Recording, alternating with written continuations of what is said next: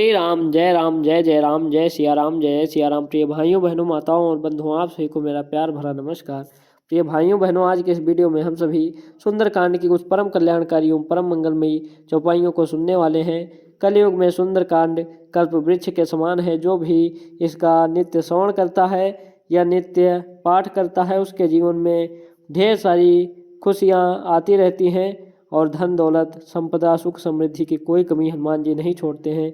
इसलिए आइए बिना देरी किए हुए श्री सुंदरकांड की कुछ परम कल्याणकारी श्लोकों को, चौपाइयों को और दोहों को सुनते हैं, जिसको स्मरण करने मात्र से समस्त भव रोगों से छुटकारा मिलता है। प्रिय भाइयों बहनों, चलिए बिना देरी किए हुए सुंदरकांड की कुछ परम कल्याणकारी चौपाइयों को सुनते हैं। प्रिय बंधुओं, पहले चलिए इस श्लोक से शुरू करते हैं और साथ ही साथ इसके अर्थ को भी समझते हैं। शांतं शाश्वतम् अप्रमेयमनघं निर्वाण शांति प्रदम ब्रह्मा शंभु फणीन्द्र से विमनिशं वेदांत वेद्यं विभुं रामाख्यं जगदीश्वरं सुरगुरुं माया मनुष्यं हरिं वन्देऽहं करुणाकरं रघुवरं भूपाल चूड़ामणिम्। शांत सनातन अप्रमेय निष्पाप मोक्ष रूप परम शांति देने वाले ब्रह्मा शंभु और शेष जी से निरंतर सेवित वेदांत के द्वारा जानने योग सर्वव्यापक देवताओं में सबसे बड़े माया से मनुष्य रूप में दिखने वाले समस्त पापों को हरने वाले करुणा की खान रघुकुल में श्रेष्ठ तथा राजाओं के शिरोमणि राम कहलाने वाले जगदीश्वर की मैं वंदना करता हूँ। नान्या स्पृहा रघुपते हृदय अस्मदीये सत्यम वदामि च भवान् खिलांतरात्मा भक्तिं प्रयच्छ रघुपुंगव निर्भरा में कामादि दोष रहितम कुर्मान समचा। हे रघुनाथ जी, मैं सत्य कहता हूँ और फिर आप सबके अंतरात्मा ही हैं कि मेरे हृदय में दूसरी कोई इच्छा नहीं। हे रघुकुल श्रेष्ठ, मुझे अपनी निर्भरापूर्ण भक्ति दीजिए और मेरे मन को काम आदि दोषों से रहित कीजिए। अतुलित बलधामं हेमशैलाभदेहं दनुजवन कृशानुं ज्ञानिनामग्रगण्यं सकल गुण निधानं वानराणामधीशं रघुपति प्रिय भक्तम वातजातम नमामि। अतुल बल के धाम, सोने के पर्वत के समान कांति युक्त शरीर वाले, दैत्य रूपी वन को विध्वंस करने वाले, ज्ञानियों में अग्रगण्य, संपूर्ण गुणों के निधान, वानरों के स्वामी श्री रघुनाथ जी के प्रिय भक्त पवन पुत्र श्री हनुमान जी को मैं प्रणाम करता हूँ। जामवंत के बचन सुहाए सुनि हनुमंत हृदय अति भाए तब लग मोहि परख्यहु तुम भाई सही दुख कंद मूल फल खाई। जाम्बवान के सुंदर वचन सुनकर हनुमान जी के हृदय को बहुत ही भाए। हे भाई, तुम लोग दुख सहकर कंद मूल फल खाकर तब तक मेरी राह देखना। जब लगियाओ सीत ही देखी वही है काजू मोहि हरस बिसेखी। यह कही नाय सबिन कहूँ था चले वो हरस ही धरि रघुनाथा। जब तक मैं सीता जी को देख कर न लवाऊँ काम अवश्य होगा, क्योंकि मुझे बहुत ही हर्ष हो रहा है। यह कहकर और सबको मस्तक नवाकर तथा हृदय में श्री रघुनाथ जी को धारण करके हनुमान जी हर्षित होकर चले। सिंधु तीर एक भूधर सुंदर को दुख कूद चढ़ौता ऊपर बार बार रघुबीर संहारी तर क्यों पवन तनय बल भारी। समुद्र के तीर पर एक सुंदर पर्वत सा था। हनुमान जी खेल से ही कूद कर उसके ऊपर जा चढ़े और बार बार श्री रघुवीर जी का स्मरण करके अत्यंत बलवान हनुमान जी उस पर बड़े बेग से उछले।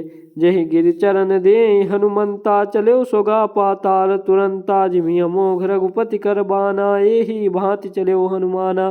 जिस पर्वत पर हनुमान जी पैर रखकर चले वह तुरंत ही पाताल में धंस गया। जैसे श्री रघुनाथ जी का अमोघ बाण चलता है, उसी तरह हनुमान जी चले। जल निधि रघुपति दूत बिचारी तय मैं ना कहूँ ही समहारी। समुद्र ने उन्हें श्री रघुनाथ जी का दूत समझकर मैनाक पर्वत से कहा कि हे मैनाक, तू इनकी थकावट दूर करने वाला हो, इनको जाओ हनुमान जी को विश्राम दो। हनुमान तेहि परसा कर पुनि कीन्ह प्रणाम राम काज कीन है बिनु मोहि कहाँ विश्राम। हनुमान जी ने उसे हाथ से छू दिया, फिर प्रणाम करके कहा, भाई श्री रामचंद्र जी का काम किए मुझे विश्राम कहाँ है। जात पवन सुत देवन देखा जाने कहूँ बल बुद्धि विशेखा सुरसा नाम अहिन कह माता पठई न आए कही तेहि बाता। देवताओं ने पवन पुत्र हनुमान जी को जाते हुए देखा। उनकी विशेष बल बुद्धि को जानने के लिए उन्होंने सुरसा नाम नामक सर्पों की माता को भेजा। उसने आकर हनुमान जी से यह बात कही, आज सुरन मोहिदीन हारा, सुनत बचन कह पवन कुमारा, राम काज करि फिर मैं आऊँ, सीता कहे सुधि प्रभु ही सुनाऊँ। आज देवताओं ने मुझे भोजन दिया है। यह वचन सुनकर पवन कुमार हनुमान जी ने कहा, श्री राम जी का कार्य करके मैं लौट आऊँ और सीता जी की खबर प्रभु को सुना दूँ। तब तो बदन पैठी हूँ आई, सत्य कहूँ मोहि जान दे माई, कौन जतन दे नहीं जाना, अगर सच न मोहि कहो हनुमाना। तब मैं आकर तुम्हारे मुंह में घुस जाऊंगा।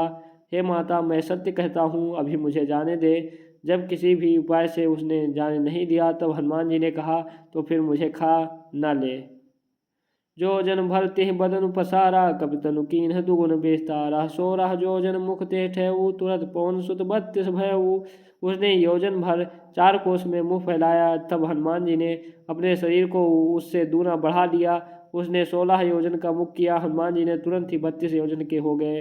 जस जस सुरसा बदन बढ़ावा, तास दून कपि रूप दिखावा, सत जोजन तेहि आनन कीन्हा, अति लघु रूप पवन सुत लीन्हा। जैसे जैसे सुरसा मुख का विस्तार बढ़ाती थी हनुमान जी उसका दूना रूप दिखलाते थे। उसने 100 योजन मुख किया। तब हनुमान जी ने बहुत ही छोटा रूप धारण कर लिया। बदन पैठ पुनि बाहिर आवा, मांगा विदाता ही सिरुनावा, मोहि सुरन जेहि लागी पठावा, बुद्धि बल मर्म तोर मैं पावा। और उसके मुख में घुसकर तुरंत फिर बाहर निकल आए और उसे सिर नवा कर विदा मांगने लगे। मैंने तुम्हारे बुद्धि बल का भेद पा लिया, जिसके लिए देवताओं ने मुझे भेजा था। राम काज सब करिहो, तुम बल बुद्धि निधान, आशीष दे गई सो हर्ष चलो हनुमान। तुम श्री रामचंद्र जी का सब कार्य करोगे, क्योंकि तुम बल बुद्धि के भंडार हो। यह आशीर्वाद देकर वह चली गई। तब हनुमान जी हर्षित होकर चले। श्री राम जय जय राम, जय सिया राम जय सिया राम, श्री राम जय जय राम, जय सिया राम जय सिया राम। तो बहुत बहुत धन्यवाद दोस्तों, फिर मिलेंगे अगले वीडियो में। तब तक के लिए बहुत बहुत धन्यवाद। जय जय सिया राम, जय जय महावीर बजरंगबली, हर हर महादेव।